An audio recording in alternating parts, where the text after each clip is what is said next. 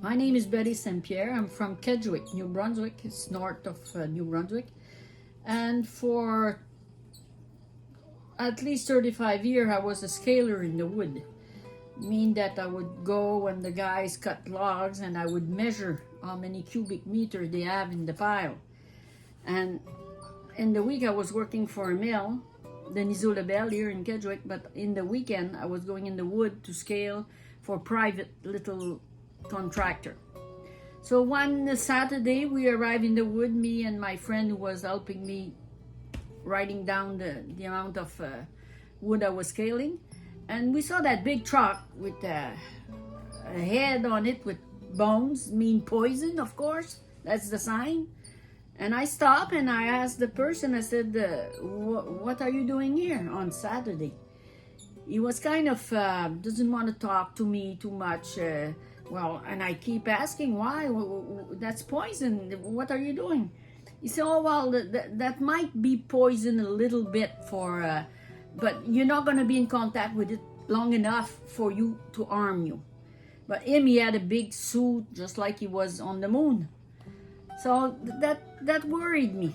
The week after that, I started asking question here, question there, question to people I know that they have diploma or being doctors or whatever, and they start talking about spraying the forest with glyphosate, and I said, well, is that good for your health? Oh no, don't worry, there's no problem. But then we saw bird dying, we saw bee, we saw raccoon, we saw rabbit, we saw all kind of animal die here and there. Would work in the wood and say, oh, a bird, oh, a raccoon, oh, a rabbit. So who killed those animals? Tell me. We went moose hunting one in those days. Well, it was in the 19s, and my father opened the moose, and the liver was all like egg fish. You could put your hand through it and it was just like it was egg fish. That was feeling of it. That was not a liver. That was sick. That was really sick. That moose was probably gonna die anyway in the winter. So you ask another question. Are we gonna eat that meat now? Seeing the liver of the animal, you know that the liver is the laboratory of your body. So that worried me again, and I keep asking questions and phoning here and phoning there, and then my husband, Charles, both of us, we start questioning why they are spraying the forest to kill the maple, the leaves of the hardwood, so the softwood would grow faster. At what condition do you do that, mister? I said. Well, so the softwood, the hardwood is as much important that the softwood. We have a mixed forest. Why would you kill half of it to have the other half grow up just for you to make more money? That's not normal. I'm questioning that, and I think if you cannot give me answer and give me on paper that it's not healthy, it's not dangerous for the health. I'm a human, but an animal has all the same organ as I have: a head, a heart, a liver, everything. Anyway, we started a big fight, and it went far. Too far for me, because you can control yourself, but you cannot control a whole village who's mad and everything. Well, anyway, it finishing that the thing die in the eggs. We had a big petition signed, me and one of my friends, Julienne Bossé, who was fighting with me against the spraying.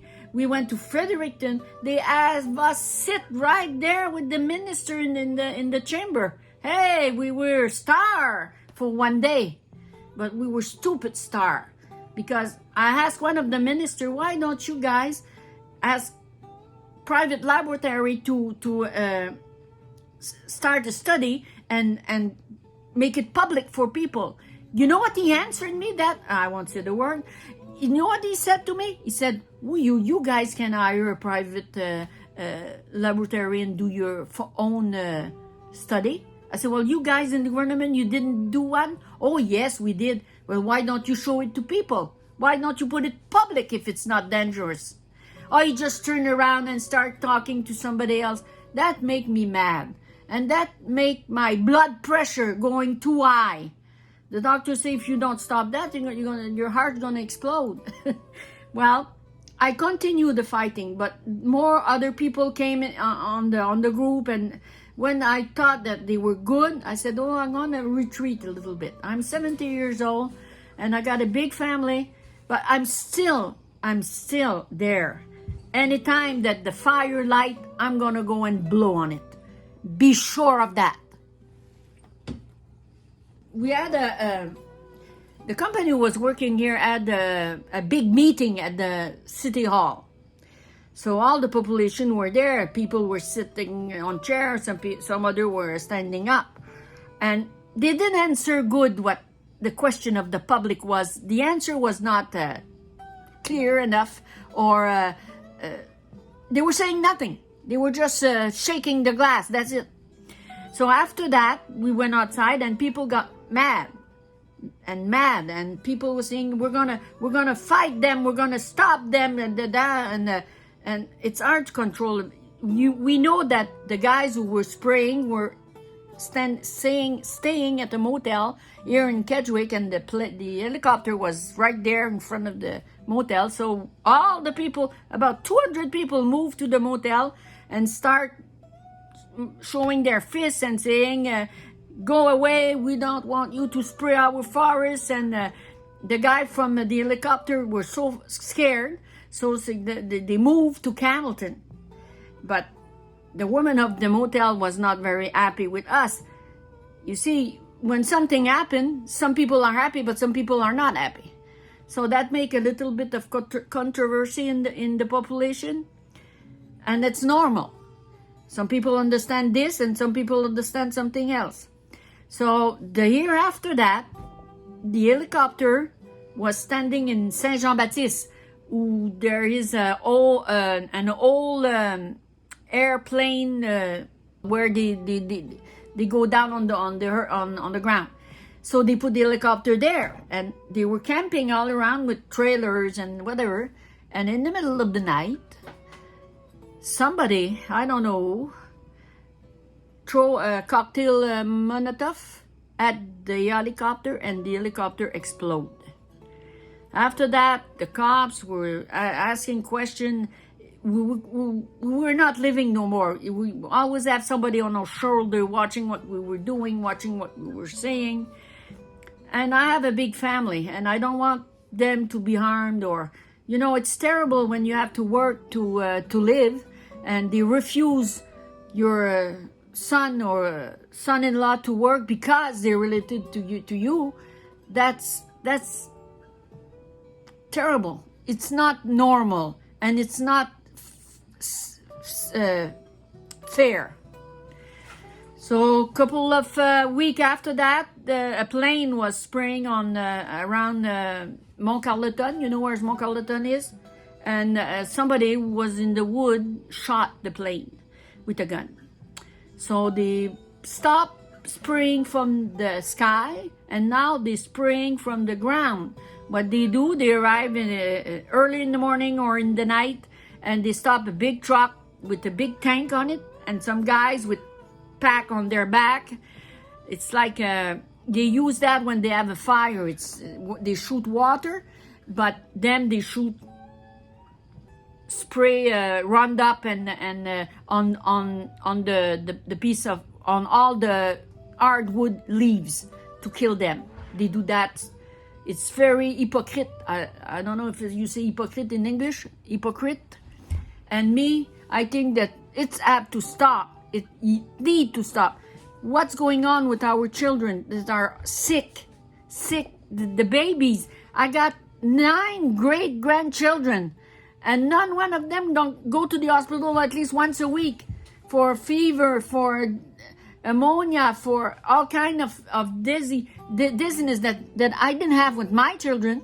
On the weekend when I go in the wood to scale for the small contractor, yes, I would say about 2-3 times that we saw the plane coming on top of us and never stopped spraying, and we could feel it like something sticky on our hand. And I know private land, if they want, the government pay for when they have a clear cut on their ground, the government pay to have it sprayed. And whatever, it's close to the house and population.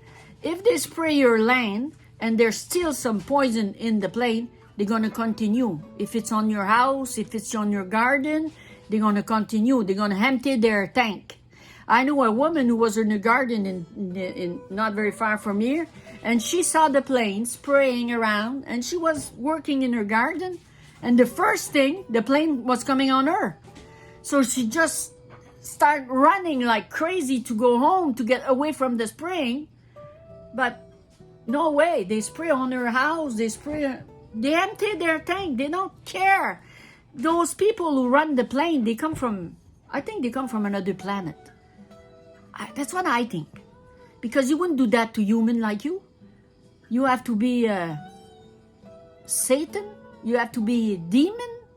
Anyway, I know they're not from around here. I know they're not from New Brunswick because I was told that they're from Toronto or Vancouver, and then they get real good pay to come here and spray.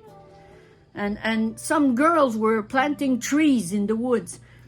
Small trees, spruce and fir, of course, after they burned all the hardwood, all the leaves, and the big machine come and make track.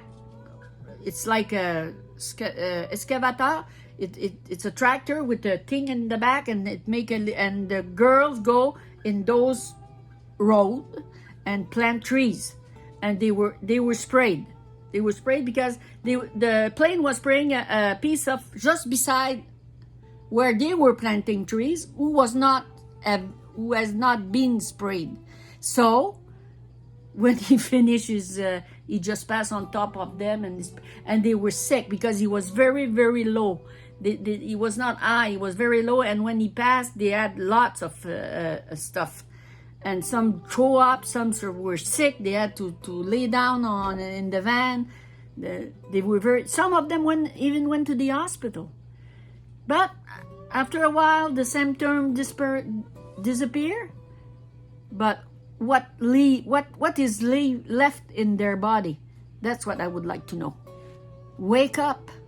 It's time to wake up, because soon it's going to be too late. Young people, me, I'm old. Well, I'm closest to my dad that I am to my born. But you people, 30, 40, 25, get up, stop. You're just working, and you work, you sleep, you eat. That's the only thing you do 7 days a week. You don't even ask yourself a small question. Ask question, please. In the school, the teacher must teach, even if they're only 5, 6, 7 years old. Tell them how important is the forest. Tell them how important is the nature, the animals and everything. We have to be a circle. And now the circle is breaking at many places. And if we don't stop soon, it's going to be too late.